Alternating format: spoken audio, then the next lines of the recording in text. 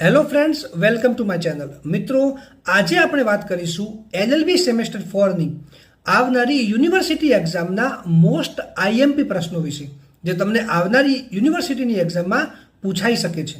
તો મિત્રો, આ વિડીયોને એન્ડ સુધી જુઓ અને જો તમે મારી ચેનલ પર નવા છો તો ચેનલને સબસ્ક્રાઇબ કરવાનું ના ભૂલતા. Principles of banking laws. Question 1. Reserve Bank of India એ બેંકોની બેંક છે. આ વિધાનને રિઝર્વ બેંક ઓફ ઇન્ડિયાની સત્તાઓ અને કાર્યોને ધ્યાનમાં લઈ વિગતે સમજાવો. Reserve Bank of India is a bankers bank. Explain this statement in the light of the powers and function of the reserve Bank of India. Question 2.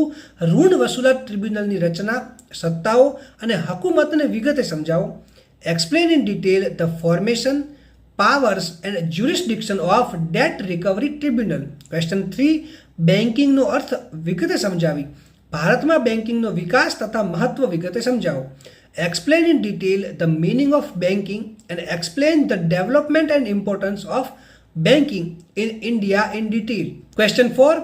સિક્યુરિટાઇઝેશન and reconstruction of financial assets and enforcement of security interest act 2002ની મુખ્ય જોગવાઈઓ, એટલે કે main provisions of the securitisation and reconstruction of the financial assets and enforcement of security interest act 2002.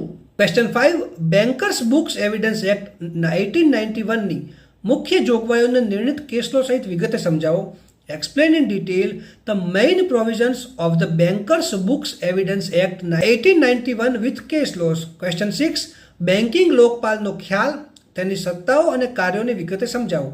Explain in detail the concept, powers as well as function of the banking ombudsman. Question 7. ટૂંક નોંધ લખો, એટલે કે write short notes. A. બેંકોનું રાષ્ટ્રીયકરણ અને તેની અસરો, nationalisation of banks and its effects. B.